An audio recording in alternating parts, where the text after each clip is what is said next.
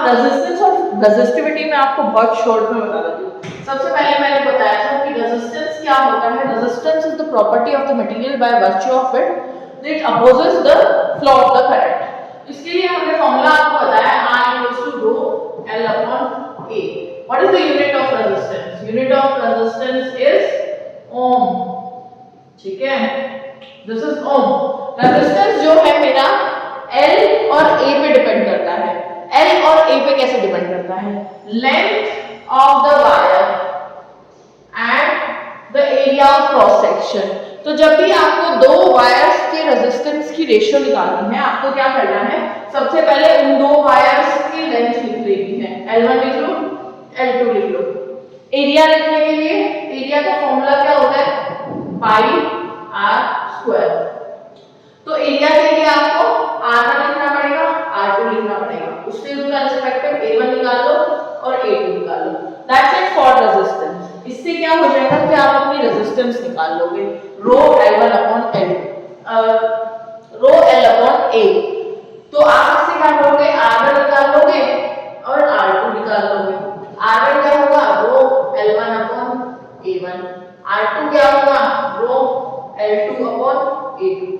किन्हीं भी दो वायर्स का आप रेजिस्टेंस का रेशियो इस सिंपल तरीके से निकाल सकते हो।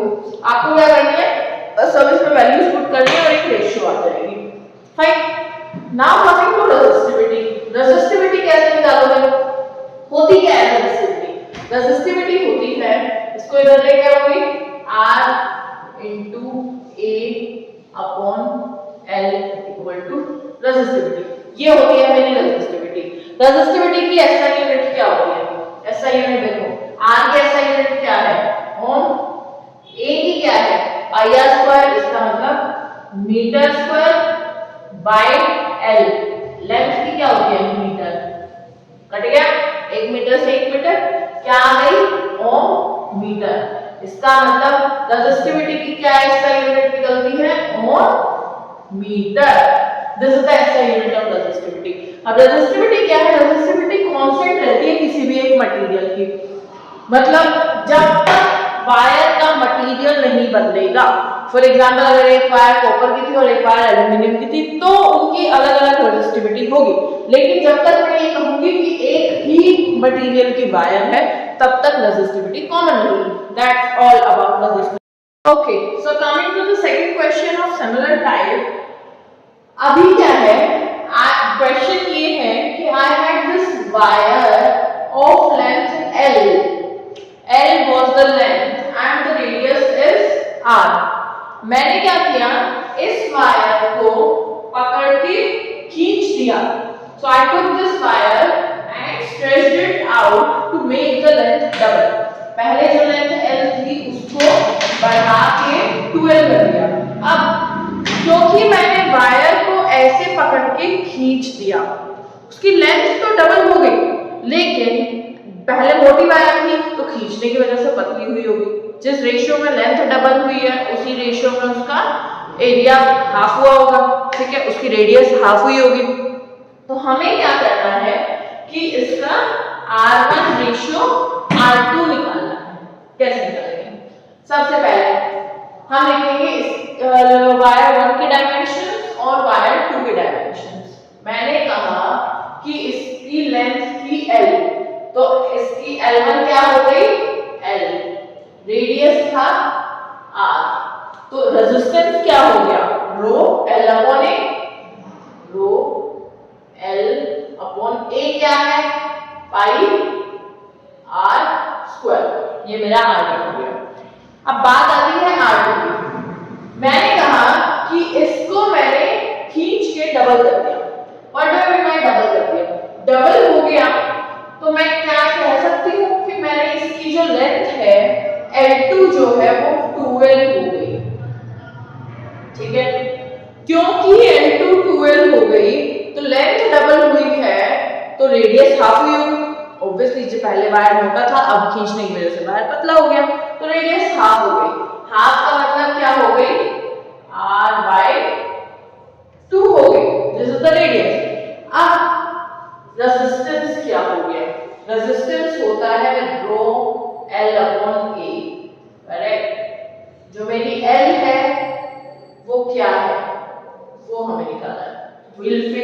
R2, R2 है मेरा रो L2 अपॉन A2, L2 क्या है 2L, 2 इंटू L, A2 कितना होगा, A2 होगा पाई R स्क्वायर, R कितना है R/2, तो R/2 का होल स्क्वायर, ये मेरा A2 होगा, ये क्या बन गया पाई R स्क्वायर बाय 4, क्या मैं इसको लिख सकती हूँ पाई R square by 4, pi R square क्या था A1 था, क्या मैं इसको A1 बाय 4 लिख सकती हूँ, ऑब्वियसली लिख सकती हूँ। क्या मैं ये कह सकती हूँ कि A2 equals to A1 bye 4, ये क्या था ये A1 था, ठीक है, पाई R स्क्वायर क्या था A1 था। अब हमें निकालना है ratio R1 ratio R2, R1 कितना है रो L अपॉन A1, R2 कितना है रो 2L अपॉन A2, A2 क्या था A1 अपॉन 4, A2 को हटाया A1 बाय 4 लिख दिया, मेक सेंस। अब इसको सॉल्व कर लेंगे, ठीक है, रो से रो कैंसिल, L से L कैंसिल, A1 से A1 को अभी नहीं करते हैं, A1 को नहीं करते, ठीक है, क्या हो गया 1 upon A1 by 2 upon A upon 1, इसका मतलब क्या ये ऊपर चला जाएगा 2 इंटू 4 बाय A1, ठीक है, ये क्या हो गया इससे ये कैंसिल हो गया 1 बाय 8, क्या मतलब हुआ R1 upon R2 equals to 1 by 8, R1 ratio R1 R2 क्या हो गया 1 बाय 8, इसका मतलब R2 equals to 8 times of R1, getting my point, इसका रेजिस्टेंस पुराने वाले से 8 टाइम्स था, ठीक है, क्योंकि इसकी लेंथ भी डबल हो गई और एरिया भी हाफ हो गया, इसलिए R2 equals to 8 times of R1. Everyone, I'm Neetu, your science teacher from Inspire. So we read that R equals to rho L upon A. जो resistance है वो directly proportional है length of the wire and inversely proportional है area of cross section. If we go into deeper parts, what is the area of cross section? Area of cross section equal to pi R square. Okay, this is the area of cross section. अभी हम क्या करेंगे, हमें ratio निकालनी है resistance में। We have to compare that one wire has the length L and the other wire has length 2L. तो किसका रेजिस्टेंस ज्यादा होगा, कितना ज्यादा होगा और किसकी रेजिस्टिविटी ज्यादा होगी। So both the wires are made of copper. What you think कि रेजिस्टिविटी किसकी ज्यादा होगी? So I already told you कि resistivity depends on the material of the conductor. जैसे कि मैंने बोला कि both the wires are made of copper, तो दोनों का मटेरियल कॉपर है, दोनों का मटेरियल कॉपर है तो दोनों की रेजिस्टिविटी सेम होगी irrespective of the length, area or whatever. Resistivity for a particular material will be constant. तो क्या कह सकती हूँ कि इस केस में जो रेजिस्टिविटी है वो रो है, रो इज द रेजिस्टिविटी और यहाँ भी रेजिस्टिविटी रो ही रहेगी। नेक्स्ट इज ये कह रहा है कि this is a wire of length L and this wire is of length 2L और जो रेडियस है वो दोनों का सेम है, तो इनकी रेजिस्टेंस की रेशियो निकालनी है। How will you find that? देखो R का फॉर्मूला होता है रो L अपॉन A। सबसे पहले हम R1 निकालेंगे। R1 क्या है? R1 में ये मुझे चाहिए रो L1 अपॉन A1, ठीक है। L1 क्या है? रो L, L1 is L and A1 क्या होगा? Area of cross section. Area of cross section क्या होगा? पाई आर स्क्वायर। रेडियस क्या है? R। तो A equal to pi R square. इसको मैं A ही रहने देती हूँ, that is area of cross section. Coming to second R2 क्या होगा? R2 होगा rho L2 upon A2। Rho is same क्योंकि हमने भी देखा रेजिस्टिविटी सेम है। रो L2 क्या है? L2 है for R2 the length is double. इसका मतलब L2 है मेरा 2L। और A2 क्या है? A2 is area of cross section of wire 2। Area कितना है इसका? पाई आर स्क्वायर। रेडियस कितनी है? R, जो सेम थी। A को हमने क्या लिखा था? पाई आर स्क्वायर। तो इसको भी मैं यहाँ A ही रहने देती हूँ। अब हमें क्या करना है? इन दोनों की रेशियो निकालनी है, R1 अपॉन R2। तो R1 अपॉन R2 हमारा कैसे आया?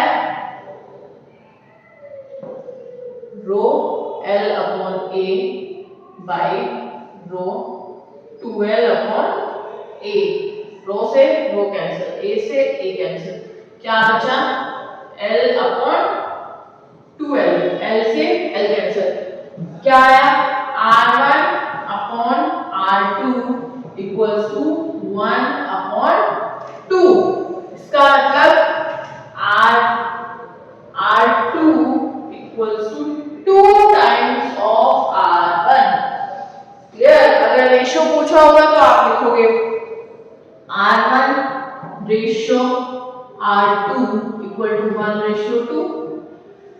अगर रिलेशन पूछा होगा तो R1 R2 equals to twice R1। मतलब अगर सेम वायर की लेंथ डबल है, same element same area of cross section और लेंथ डबल हो गई तो रेजिस्टेंस भी डबल हो गया।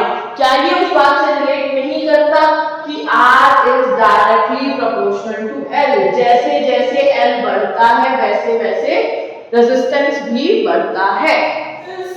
कनेक्टेड इन सीरीज मतलब बहुत सारे रेजिस्टेंसेस, एक से ज्यादा रेजिस्टेंसेस जब सीरीज में लगाए जाते हैं तो हम पूरे सर्किट का टोटल रेजिस्टेंस किस तरह से निकालते हैं?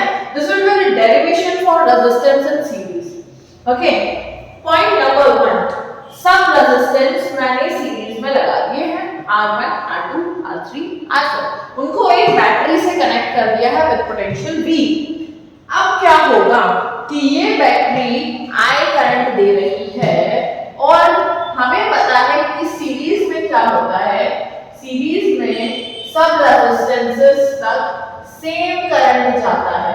यहाँ भी जो करंट है वो सेम है, I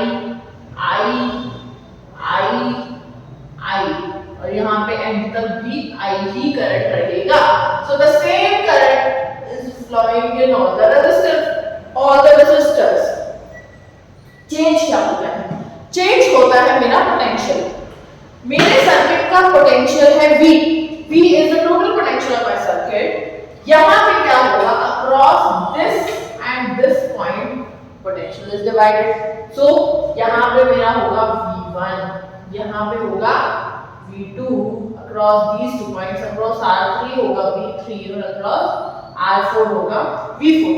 ये है मेरा टोटल सेटअप। लेकिन जो टोटल पोटेंशियल था वो तो V था ना। V का वो क्या हो गया? टोटल कितना हो गया? टोटल जो हमारा सर्किट होता है वो ऐसा लमसम हम टोटल ऐड ही रखेंगे इसको। I है तो I होगा, जितना यहाँ से निकलेगा उतना ही इनपुट होगा। ओके, तो ऐसे ही यहाँ से पोटेंशियल V है तो मेरे पूरे सर्किट का पोटेंशियल V है।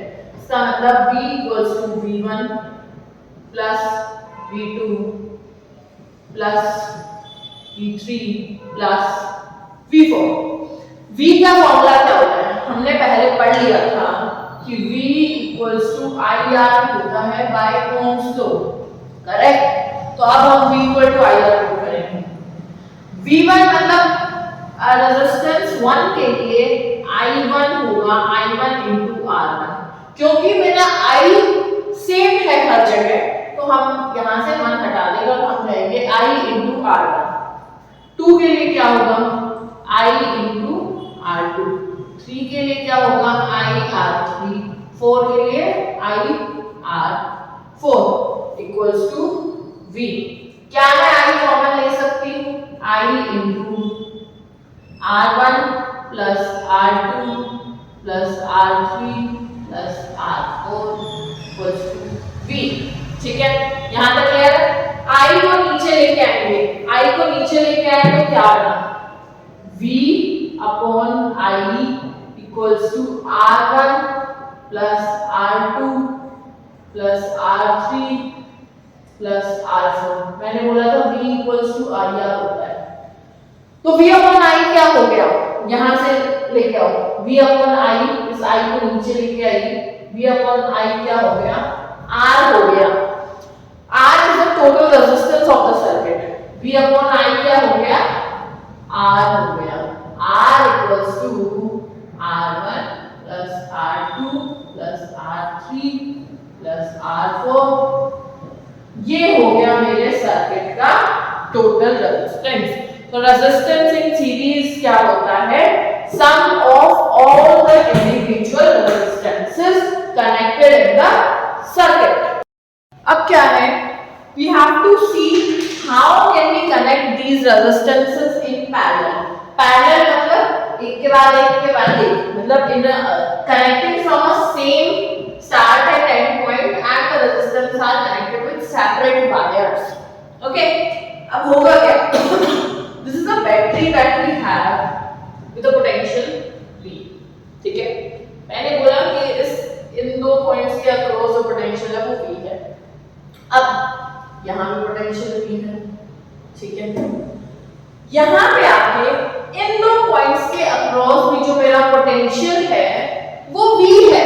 ठीक है, तो क्या मैं कह सकती हूँ कि for all the resistances connected in parallel the potential will be V। ठीक है, यहाँ क्या होगा, potential across R1 is V, potential across R2 is V and potential across R3 is V।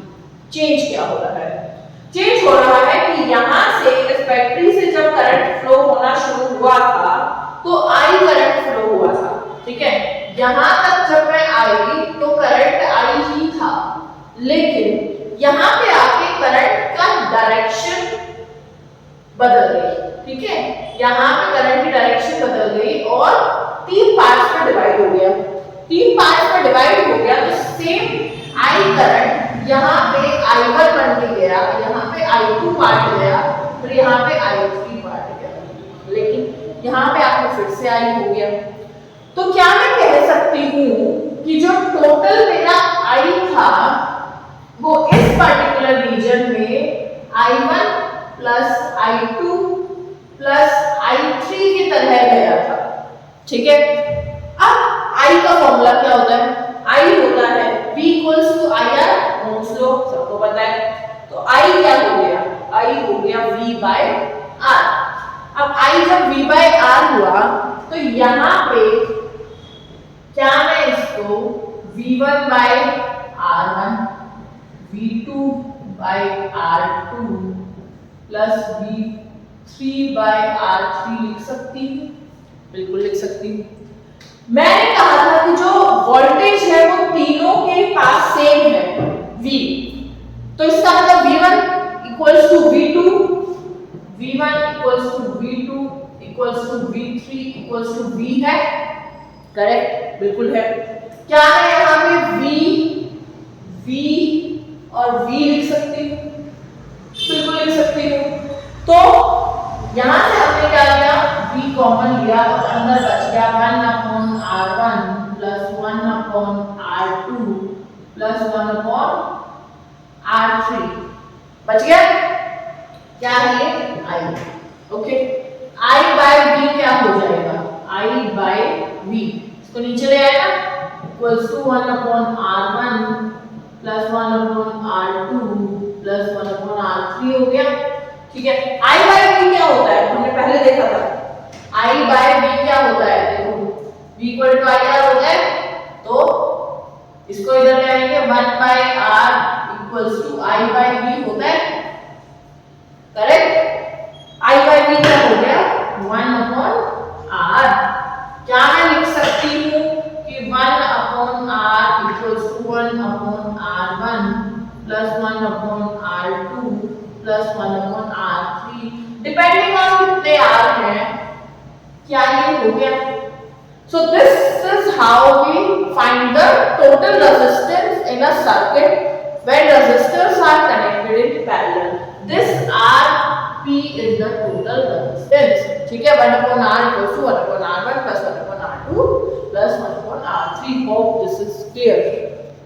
तो अब हम एक स्पेशल केस देखते हैं, that is if we have two resistances of R resistance. Okay, R ohms के दो resistance मैंने series में लगाए हैं, वही दो रेजिस्टेंस मैंने पैरेलल में लगाए हैं, जस्ट टू कंपेयर कि how the total resistance of the circuit is affected when we connect the same resistance in series and when we connect the same resistance in parallel. देखो, जब मैंने उसको series में लगाया, मुझे सीरीज का formula पता है कि जो टोटल रेजिस्टेंस है या सीरीज का रेजिस्टेंस है Rs, वो होगा R1 प्लस R2।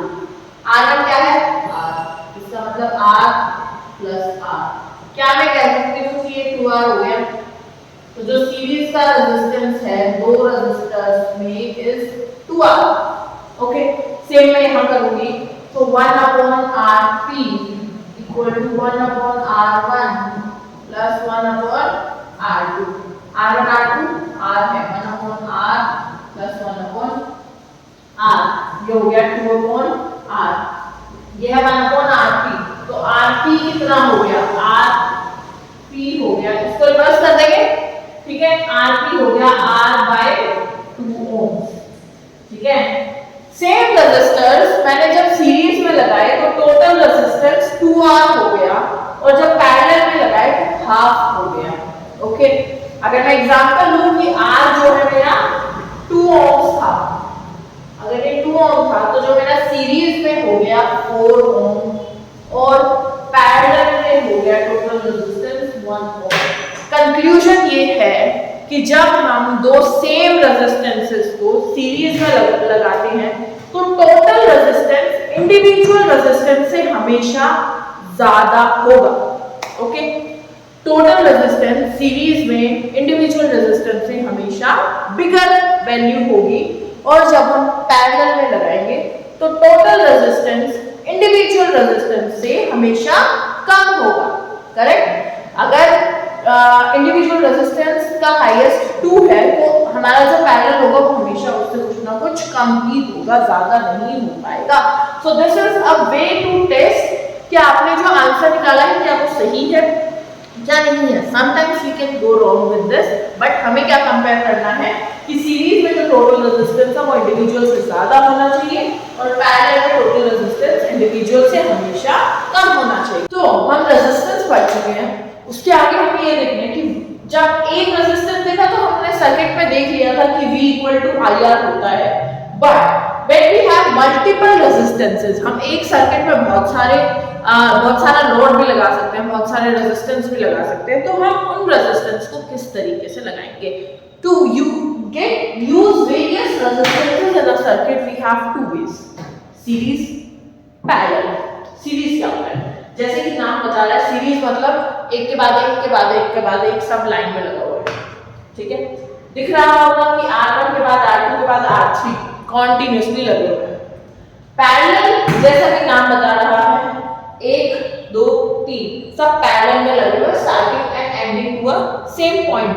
ओके, और फिर एक सर्किट में लगे हुए हैं, this is parallel setup, parallel circuit and this is series. अब क्या होगा, सीरीज देखते हैं हम शॉर्ट में।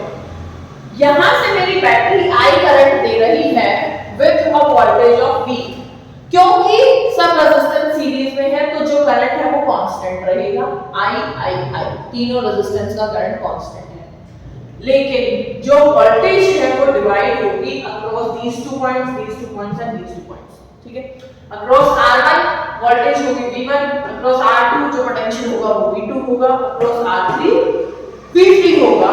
और इसमें जो फॉर्मूला होता है टोटल रेजिस्टेंस इस सर्किट का होगा R equals to R1 plus R2 plus R3।